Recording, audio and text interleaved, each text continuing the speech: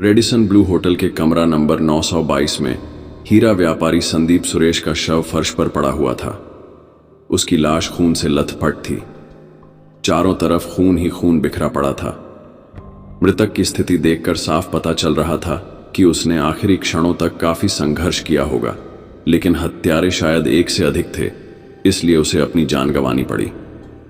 Police commissioner Guwahati दिग्नता बराह ने DCP पद्मना Barua और ADCP नदीना ककाटी के सुपरविजन में तुरंत पुलिस टीम का गठन कर दिया।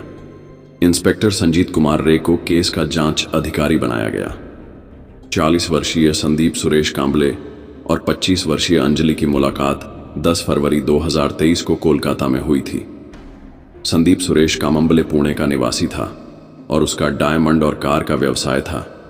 वह अक्सर बड़े बड़े शहरों में अपने व्यवसाय के सिलसिले में आता जाता रहता था, जबकि अंजलि सा पश्चिम बंगाल के हावड़ा जिले के अंतर्गत दक्षिण बक्सर संतरागाछी पुलिस स्टेशन की मूल निवासी थी, जो अभी भोपाल में रहती थी।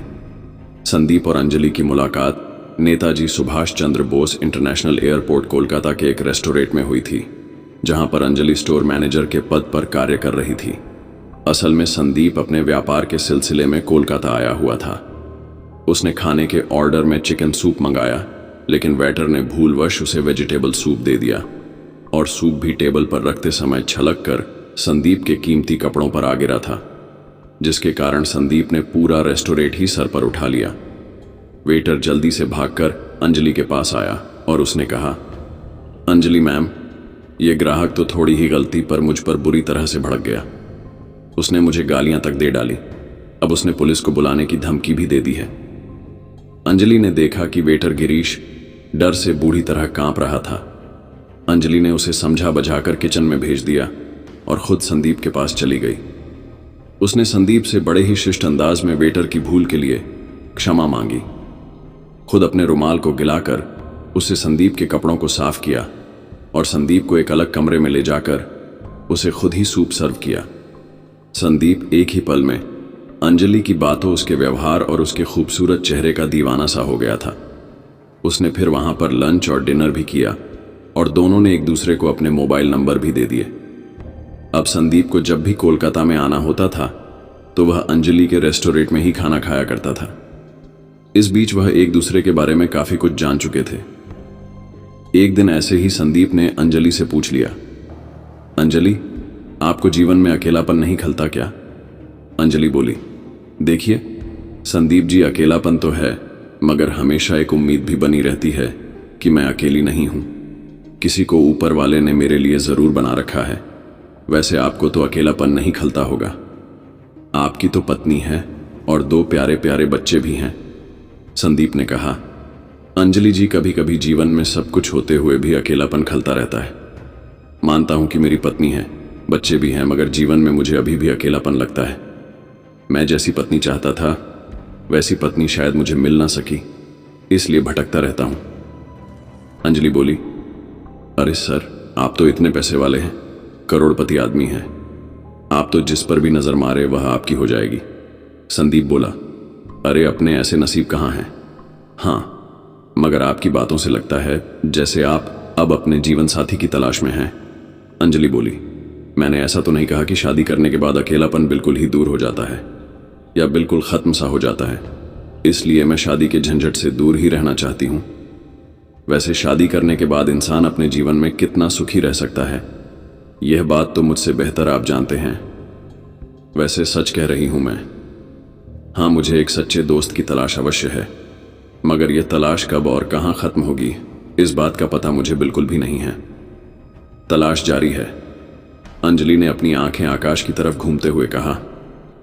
अंजलि की बातें वाकई सटीक थी कि उन बातों ने संदीप के दिल को भीतर तक हिलाकर रख डाला था।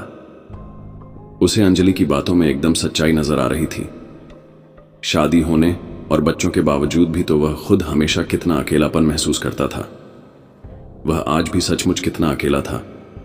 संदीप ने कहा, चलो मैं शादी करने के बाद भी आज भी अपने आप को अकेला महसूस करता हूं, मगर क्या आपने अपने अकेलेपन को दूर करने के बारे में कभी सोचा भी है? अंजलि बोली, संदीप जी, अपनी तो तलाश जारी है। मैंने अभी अभी आपसे ये बात कही तो है। संदीप बोला, आपकी तलाश जारी है, लेकिन मैं आपसे कुछ कहना चाहता हूं, यदि आप मेरी बात का बुरा ना माने तो। अंजलि बोली, जी, आप तो मेरे अपने से हैं, आपकी बात का भला मैं क्यों बुरा मानूंगी। अंजलि को संदीप की बातों में कोई विशेष ऐसी बात लग रही थी मानो जिसे वह दिल से सुनना चाहती थी। उसने एक बार संदीप की आंखों में आंखें डालकर देखा, फिर अगले ही पल शर्माते हुए अपनी नजरें झुका दी थीं। संदीप तो अपने दिल की बात कहने के लिए कब से उतावला सा हो रहा था। उसने अपनी ही रो में बहते हुए आखिरकार दिल की बातें अंजलि से कह ही डाली। अंजलि जी, मैं अपने दिल से कह रहा हूं, आपको यदि बुरा भी लगेगा तो मुझ पर इसका कोई फर्क भी नहीं पड़ेगा। सच कहूं तो आपसे मिलने से पहले मैं वाकई अपने आप को हमेशा अधूरा सा महसूस करता था, मगर जिस दिन से मुझे आप मिली, आपका व्यवहार, स्वभाव, बातें, आपका अपनापन, सब मुझे ऐसा लगा जैसे आप मेरी अपनी हैं। आप आज से नहीं बल्कि जैसे जन्म जन्मांतर से मेरी अपनी है। आपसे मिलने से पहले मुझे लगता था जैसे मैंने अपने जीवन में कुछ पाया ही नहीं है, मगर अब मुझे ऐसा लगने लगा है जैसे आप ही मेरा सब कुछ है। मैं हमेशा यही सोचता हूं कि मैं आपके सामने बैठकर आपको निहारता रहूं, आपसे बातें करता रहूं, मेरा पूरा जीवन बस आपको देखते हुए गुजर जाए। अंजलि बोली, जी, आप जो कुछ कह रहे हैं मैं मानती हूं कि आप शायद सच कह रहे हैं, मगर यह बात भी सच है कि आप एक शादीशुदा व्यक्ति हैं। आपका अपना एक संयुक्त परिवार है, आपका एक छोटा भाई भी है, आपके ऊपर अपने परिवार की पूरी जिम्मेदारी भी है। इसलिए बेहतर यही होगा कि आप मुझे भूलकर कुछ नई शुरुआत करें। संदीप बोला, देखो अंजलि, ये बात सही है कि मैं एक विवाहित पुरुष हूं, मेरा अपना एक परिवार भी है, मगर यह बात भी बिल्कुल सच है कि जिस दिन से मैंने तुम्हें देखा है मैं अपना दिल हार चुका हूं। मैं आपसे अपने दिल की गहराइयों से बेइंतहा प्यार करने लगा हूं। ऐसा कहते हुए संदीप ने अंजलि के दोनों हाथों को थाम लिया था। अंजलि बोली, देखो संदीप, कहीं तुम बीच में मुझे कभी धोखा तो नहीं दोगे, मुझे मझधार में छोड़कर तो नहीं चले जाओगे। अंजलि ने भी अपने दिल की बात कह ही डाली। संदीप ने कहा, अंजलि, ऐसा भला तुम सोच भी कैसे सकती हो। कहते हुए संदीप ने अंजलि को अपनी बाहों में भर लिया था। कहावत भी है, जहां चाह होती है वहां राह अपने आप निकल आती है। पहले तो अंजलि यह सोचकर कि संदीप शादीशुदा है उससे बचती रही। संदीप की कामुकता भरी छेड़छाड़ को वह नजरअंदाज करती रही, परंतु एक दिन तो संदीप ने मर्यादा और नैतिकता की सारी हदें ही तोड़ डाली थी। वे सर्दी के दिन थे। उस दिन रेस्टोरेंट में संदीप ने अंजलि से कहा, अंजलि, आज मेरा जन्मदिन है, इसलिए आज आपको मेरे कमरे में जन्मदिन सेलिब्रेट करने आना ही होगा। मैं बिल्कुल भी ना शब्द तुम्हारे मुंह से नहीं सुनना चाहता। ठीक है, मैं शाम 6 बजे आपके कमरे में पहुंच जाऊंगी। आप अपने होटल का पता और कमरा नंबर मुझे मैसेज कर दीजिएगा, अंजलि ने कहा। अपने तय समय के मुताबिक अंजलि ठीक 6 बजे शाम को संदीप कांबले के कमरे में पहुंच गई थी। उसने डोरबेल बजाई तो संदीप इसका बेसब्री से इंतजार कर रहा था। संदीप बोला, सच में अंजलि जी, आपके इंतजार का एक एक पल मुझे एक युग के समान लग रहा था। देखिए, आप ठीक 15 मिनट देरी से पहुंची हो। आइए, आपका दिल से स्वागत है, अंजलि बोली। आपके जन्मदिन का गिफ्ट लेने में थोड़ी देर हो गई थी। गिफ्ट देते हुए अंजलि ने जन्मदिन की बधाई दी। संदीप ने जेब से एक हीरे की अंगूठी निकाली और अंजलि की अंगुली में पहरा दिया। यह हमारी दोस्ती की पहली निशानी है, अंजलि बोली। अरे संदीप जी, आप ये क्या कर रहे हैं? इतनी महंगी, वह भी हीरे की अंगूठी देने की भला क्या जरूरत थी? देखिए, ये बात ठीक नहीं है, संदीप ने कहा। अंजलि, अब तुम मेरी एक अच्छी दोस्त बन चुकी हो। वैसे भी मैं हीरे का व्यापारी हूं, इसलिए तुम्हें मेरी ओर से यह भेंट स्वीकार करनी ही पड़ेगी। उसके बाद संदीप का बर्थडे केक काटा गया। आज की रात को संदीप रंगीन करना चाहता था, इसलिए उसने अपने साथ अंजलि को स्कॉच के 4 पैक दोस्ती का हवाला देकर अंजलि को पीला डाले थे। उसके बाद रात के खाने का भी समय हो गया था। दोनों ने खाना खाया और ठंड का बहाना करते हुए संदीप अपने बिस्तर पर रजाई ओढ़कर लेट गया। नशे का असर अंजलि पर धीरे धीरे हावी होने लगा था। उसे लग रहा था जैसे वह आसमान में उड़ी जा रही हो। अंजलि कमरे में सोफे पर संदीप के ठीक सामने बैठी हुई थी। संदीप ने उसकी ओर देखा तो वह अब सोफे से खड़ी होकर संदीप के एकदम नजदीक आकर खड़ी हो गई थी। संदीप ने जब उसकी आंखों में झांका तो उसे साफ साफ दिखाई पड़ा कि अंजलि की आंखें नशे से गुलाबी सी हो गई थीं और उसके सीने का उतार चढ़ाव जैसे बेकाबू सा होता चला जा रहा था। संदीप अब अंजलि के दिल की बात अच्छी तरह से समझ चुका था, फिर भी उसने अपनी ओर से पहल करते हुए कहा, अंजलि, अगर तुम्हें ठंड लग रही है तो यहां मेरे पास रजाई के अंदर आ जाओ। लगता है अब तुम काफी थक चुकी हो। अंजलि बोली, तुम नहीं समझोगे संदीप जी, ये निगोड़ी ठंड रजाई की गर्मी से नहीं भाग सकती। चलो, अगर तुम कहते हो तो आई जाती हूं। कहते हुए अंजलि संदीप के साथ बेड पर उसकी रजाई के अंदर घुस गई। जैसे ही अंजलि उसकी बगल में रजाई के भीतर आई तो संदीप को ऐसा लगा कि उसके बगल में लेटी हुई अंजलि के शरीर से लपटें निकल रही है और वह उन लपटों में जल रहा है।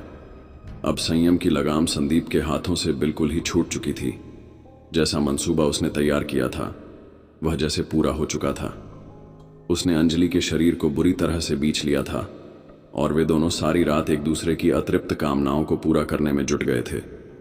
असम के गुवाहाटी स्थित झुलवारी थाने के एसएचओ अपने ऑफिस में बैठकर आवश्यक काम निपटा रहे थे। तभी उनका मोबाइल फोन बजने लगा। हेलो, मैं इंस्पेक्टर रंजीत कुमार रे बोल रहा हूं। कहिए, हम आपकी क्या सहायता कर सकते हैं? एसएचओ ने फोन उठाते हुए कहा, सर, मैं रेडिसन ब्लू होटल से प्रकाश थापा बोल रहा हूं। सर, यहां पर रूम नंबर 922 में एक व्यक्ति का मर्डर हो गया है, आप यहां जल्दी आ जाइए। दूसरी ओर से मैनेजर ने कहा, अरे 5 स्टार होटल में मर्डर हो गया? कौन था वह आदमी? कहां का रहने वाला था? जरा विस्तार से बताओ तो। सर, मृतक का नाम संदीप सुरेश कांबले है। उनकी उम्र लगभग 44 वर्ष की है। वह पिछले कई सालों से रेगुलर कस्टमर थे। उनका हीरे और कारों का व्यवसाय था। वह अपनी एक महिला मित्र के साथ होटल के कमरा नंबर 922 में ठहरे हुए थे। होटल मैनेजर प्रकाश थापा ने जल्दी जल्दी कहा, ठीक है प्रकाश थापा जी, आप अपने कर्मचारियों को होटल के उस कमरे के बाहर तैनात करवा दीजिए। कमरे के भीतर कोई भी व्यक्ति ना जाए। हम तुरंत आ रहे हैं। कहते हुए एसएचओ ने कॉल डिस्कनेक्ट कर दी। रंजीत कुमार रे ने घटना की सूचना तुरंत अपने उच्चाधिकारियों को दी और अपनी टीम के साथ घटनास्थल की ओर निकल गए। जब झुलकबारी थाने के प्रभारी होटल रेडिशन ब्लू में पहुंचे तब घटनास्थल पर पुलिस कमिश्नर दिग्ता बराह, डीसीपी पद्मनाभ भरुआ, एडीसीपी नंदिनी ककाटी, डॉग स्क्वाड की टीम और फॉरेंसिक टीम भी घटनास्थल पर पहुंच चुकी थी। होटल के कमरा नंबर 922 में एक व्यक्ति की लाश पड़ी थी। उसकी नाक और मुंह से खून निकल रहा था तथा शरीर पर भी चोटों के निशान थे। होटल में जमा की गई आईडी के आधार पर उसकी पहचान पुणे निवासी संदीप सुरेश कांबले के रूप में हुई। पुलिस ने कार्यवाही पूरी करने के बाद मृतक की लाश पोस्टमार्टम के लिए भेज दी। पुलिस टीम गठित होने के बाद टीम को पता चला कि 5 फरवरी 2024 को होटल रेडिसन ब्लू के रिसेप्शन में दोपहर को किसी अनजान नंबर से कॉल आई थी कि आपके रेडिसन ब्लू होटल के कमरा नंबर 922 में जो व्यक्ति ठहरा हुआ है उसकी तबीयत अचानक खराब हो गई है, इसलिए आप लोग तुरंत उसे प्राथमिक चिकित्सा देने का इंतजाम करें। जांच करने पर जब होटल के कर्मचारी कमरा नंबर 922 में पहुंचे तो वहां पर संदीप सुरेश कांबले मृत पड़े थे, जिसकी सूचना तुरंत होटल मैनेजर पुलिस को दे दी थी। अब तक पुलिस की टीम सारे सीसीटीवी फुटेज खंगाल चुकी थी। सीसीटीवी में होटल के कर्मचारियों ने मृतक के महिला मित्र को पहचान लिया, जो अक्सर मृतक के साथ होटल में ठहरने को आती रहा करती थी। उसकी पहचान अंजलि शाह के रूप में हुई। सीसीटीवी फुटेज में वह महिला एक पुरुष के साथ दिखाई दे रही थी, जो होटल कर्मचारियों के लिए एकदम अनजान चेहरा था। होटल के रजिस्टर को बारीकी से चेक किया गया तो यह जानकारी निकलकर सामने आई कि सीसीटीवी फुटेज में अंजलि शाह होटल के कमरा नंबर 1024 में भी दाखिल होते देखी गई थी। उसके बाद कटवी फुटेज में संदिग्ध महिला ने कमरा नंबर 922 का पिछला दरवाजा खोला था, जिसमें एक अन्य संदिग्ध व्यक्ति कमरा नंबर 922 में दाखिल हुआ था। उसके बाद वे दोनों एक साथ होटल रेडिसन ब्लू के बाहर के दरवाजे में बदहवासी की स्थिति में देखे गए थे। पुलिस टीम ने कमरा नंबर 1024 के ग्राहक का बायोडाटा और फोन नंबर खंगाला गया तो वह 27 वर्षीय विकास शाह पश्चिम बंगाल के हावड़ा जिले के गोलाबारी पुलिस स्टेशन के अंतर्गत 166 ऋषिकेश घोष लेड का निकला। एक और बात निकलकर सामने आई कि रेडिसन ब्लू होटल के रिसेप्शन पर फोन विकास शाह ने किया था। अब पुलिस ने अंजलि शाह और विकास शाह का फोन नंबर सर्विलांस पर लगवा दिया था। अब तक मृतक के छोटे भाई विशाल कांबले भी गुवाहाटी पहुंच चुके थे। मृतक की पहचान संदीप सुरेश कांबले निवासी जिला पुणे के अंतर्गत 11 पर्णकुटी पायथा के रूप में हो चुकी थी। मृतक संदीप शादीशुदा था और एक 13 साल की बेटी का पिता था। मृतक के छोटे भाई विशाल कांबले ने झुलकबारी पुलिस स्टेशन में भादवी की धारा 302 के तहत FIR भी दर्ज करा दी थी। पुलिस ने जब जांच आगे बढ़ाई तो पता चला कि मृतक संदीप सुरेश कांबले के साथ पश्चिम बंगाल के हावड़ा जिले की 25 वर्षीय अंजलि शाह ने होटल के कमरा नंबर 922 में चेक इन किया था। अंजलि का विवरण उसकी फोटो आईडी के साथ पुलिस को मिला था। होटल के CCTV फुटेज को खंगालने पर यह बात भी सामने आई कि अंजलि शाह 5 फरवरी 2024 अपराह 2:45 बजे 27 वर्षीय विकास शाह के साथ कमरे से निकली थी। पुलिस टीम ने दोनों संदिग्धों अंजलि और विकास की तस्वीरों से पूरा विवरण तत्काल वायरलेस सेट पर पूरे गुवाहाटी में प्रसारित करवा दिया। उसके बाद पुलिस टीम को गुवाहाटी के लोकप्रिय गोपीनाथ बदोलोई अंतर्राष्ट्रीय हवाई अड्डे LGB पर दोनों संदिग्धों के नाम की जांच करने पर पता चला कि दोनों संदिग्धों ने गुवाहाटी से पश्चिम बंगाल के कोलकाता के लिए हवाई टिकट बुक किया था। उनके प्रस्थान का समय दिनांक 5 फरवरी 2024 की रात 9:15 बजे का था। संदिग्धों के बारे में एकत्र की गई जानकारी के आधार पर लोकप्रिय गोपीनाथ बदोलोई अंतर्राष्ट्रीय हवाई अड्डे की ओर जाने वाली सभी सड़कों के किनारे बोराझाड़ चौकी क्षेत्र में एक पुलिस नाका चेकिंग स्थापित कर दिया गया। पुलिस की यह कोशिश आखिरकार रंग लाई और 5 फरवरी 2024 की शाम 5:42 पर जब वे दोनों एक किराए की टैक्सी से हवाई अड्डे की ओर जा रहे थे, उन्हें पुलिस टीम द्वारा गिरफ्तार कर लिया गया। दोनों संदिग्धों से गहन पूछताछ के बाद इस हत्याकांड की जो कहानी निकलकर सामने आई वह एक प्रेम त्रिकोण की थी। 44 वर्षीय संदीप सुरेश कांबले पुणे जिले का रहने वाला हीरा व्यापारी और कार डीलर था। 25 वर्षीय अंजलि शाह कोलकाता के होटल में काम करती थी। दोनों का एक बार परिचय हुआ तो यह परिचय दोस्ती और उसके बाद धीरे धीरे प्यार में बदल गया था। संदीप सुरेश कांबले भले ही अंजलि से करीब 2 गुना उम्र का था, लेकिन बहुत पैसे वाला था, इसीलिए अवैध संबंध बन गए थे। संदीप उसे काफी महंगे महंगे तोहफे देता रहता था। उनके बीच यह संबंध तकरीबन 1 साल तक जारी रहा, लेकिन इस बीच अंजलि शाह की जिंदगी में विकास शाह की एंट्री हो गई। 27 वर्षीय विकास भी कोलकाता में रहकर ही नौकरी करता था। अंजलि काफी समय तक 2 नावों पर सवारी करती रही।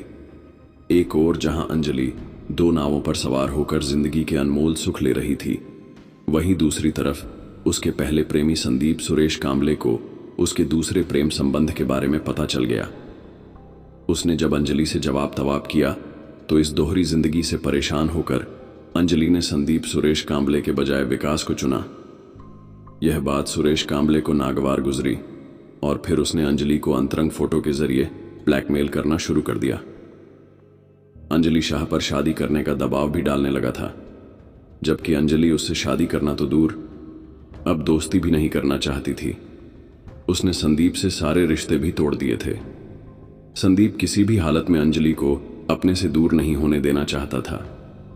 जब अंजलि ना करने लगी तो संदीप अब काफी आक्रामक हो गया था और उसने अंजलि और विकास के परिवार के सदस्यों से संपर्क करना शुरू कर दिया ताकि अंजलि उससे शादी करने के लिए मजबूर हो सके। यहां तक कि संदीप ने विकास के साथ अपनी और अंजलि की तस्वीरें भी साझा की ताकि उन दोनों का रिश्ता टूट सके। अंजलि ने संदीप के साथ अपना रिश्ता खत्म कर दिया था, मगर संदीप उस पर लगातार दबाव बना रहा था और उसने अंजलि का पीछा करना जारी रखा, जबकि दूसरी तरफ अंजलि विकास के साथ प्रेम में थी। इसके कुछ समय बाद अंजलि शाह ने विकास शाह को संदीप सुरेश कांबले के बारे में सब कुछ सच बता दिया। यह भी बताया उसकी कुछ अंतरंग तस्वीर संदीप ने खींच ली थी जो कि उसके पास है। विकास अब अंजलि से प्यार करने लगा। उनका प्यार परवान चढ़ने लगा, इसीलिए दोनों ने मिलकर एक योजना बनाई। अंजलि कोलकाता में संदीप को मिलने के लिए अकेले में बुलाएगी, जिस मीटिंग में विकास भी उसके साथ शामिल होगा।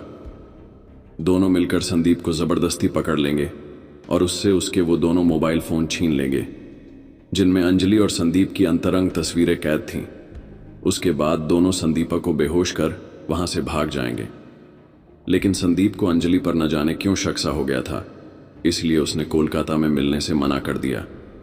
मगर संदीप के दिल में अंजलि के प्रति अभी भी काफी प्रेम था, इसीलिए उसने अंजलि से कहा कि यदि वह अकेले में उससे मिलना चाहती है तो वह गुवाहाटी में उससे मिल सकती है। संदीप ने उससे कहा कि एक बार तो वे गुवाहाटी में कामाख्या मंदिर के दर्शन कर ही आए थे, इस बार फिर से देवी के दर्शन भी कर सकते हैं और मिल भी सकते हैं। अंजलि ने यह बात विकास को बता दी तो दोनों ने अलग अलग गुवाहाटी जाने का प्रोग्राम बना लिया। वे दोनों संदीप से किसी भी तरह मोबाइल फोन छीन लेना चाहते थे। प्लान के मुताबिक अंजलि गुवाहाटी एयरपोर्ट पर संदीप से मिली और फिर रेडिसन ब्लू होटल के लिए रवाना हो गई, जहां उन्होंने होटल के कमरा नंबर 922 में चेकिंग किया। यह जानकारी अंजलि ने विकास को अपना कमरा नंबर बताकर उसे रेडिसन ब्लू होटल में ही कमरा लेने को कहा। विकास भी होटल आ गया और उसने कमरा नंबर 1024 में चेकिंग की। इस बीच संदीप बाथरूम में गया तो अंजलि ने कमरे का दरवाजा खोल दिया और विकास को जल्दी कमरे में आने को कहा। विकास सारे सामान के साथ, जो पहले से ही उनके प्लान में शामिल थे, कमरा नंबर 922 में पहुंच गया। कमरे के अंदर दाखिल होते ही विकास ने कमरे का दरवाजा भीतर से बंद कर दिया। विकास अपने साथ नींद की गोलियां और भांग के लड्डू और रस्सी भी लाया था ताकि संदीप को काबू किया जा सके। संदीप जैसे ही बाथरूम से बाहर आया और जब उसकी नजर विकास पर पड़ी तो वह आग बबूला हो गया। विकास और संदीप के बीच हाथापाई होने लगी। अंजलि भी हाथापाई करने में पीछे नहीं रही और वह भी विकास का भरपूर साथ देने लगी थी। संदीप अकेला काफी देर तक उन दोनों का मुकाबला करता रहा, लेकिन वे दोनों अब उसे बुरी तरह से पीटने लगे थे, जिसके कारण संदीप की नाक और मुंह से खून बहने लगा था। लेकिन वे दोनों तब तक संदीप के साथ बुरी तरह मारपीट करते रहे जब तक वह बेहोश होकर फर्श पर गिर नहीं गया। संदीप के फर्श पर गिरते ही दोनों ने उसके दोनों मोबाइल फोन अपने कब्जे में ले ली। जब उन्होंने रस्सी से संदीप को बांधना चाहा तो उन्होंने देखा कि संदीप मर चुका था। इसके बाद वे दोनों घबरा गए और अपना अपना सामान लेकर होटल से दोपहर 2:45 बजे चले गए। पहले वे दोनों कोलकाता के लिए ट्रेन पकड़ने के लिए गुवाहाटी के कामाख्या रेलवे स्टेशन गए। वहां वे दोनों काफी देर तक बैठे भी रहे। उसके बाद विकास ने रेडिसन ब्लू होटल के रिसेप्शन में फोन कर रूम नंबर 922 में व्यक्ति के अस्वस्थ होने की सूचना दी। उस समय कोलकाता के लिए कोई ट्रेन उपलब्ध न होने के कारण उन्होंने ट्रेन से कोलकाता जाने का इरादा बदल दिया और उस दिन रात को प्लेन से कोलकाता जाने का टिकट बुक कर लिया। मगर इसके पहले वहां पर गुवाहाटी पुलिस सजग और सतर्क हो चुकी थी, जिसके कारण जब वे दोनों NGBI की तरफ जा रहे थे तो पुलिस ने उन दोनों को गिरफ्तार कर लिया। पुलिस ने दोनों आरोपियों से महत्वपूर्ण सबूत बरामद किए, जिनमें खून से सने कपड़े, मृतक के दोनों मोबाइल फोन व भांग की मिठाई, नींद की गोलियों के साथ साथ आपत्तिजनक बातचीत वाले दोनों आरोपियों के मोबाइल। गुवाहाटी पुलिस ने अंजलि शाह और उसके प्रेमी विकास शाह को गिरफ्तार कर जेल भेज दिया। तो दोस्तों, उम्मीद है आपको आज की यह कहानी पसंद आई होगी। इस कहानी के बारे में आपकी क्या राय है?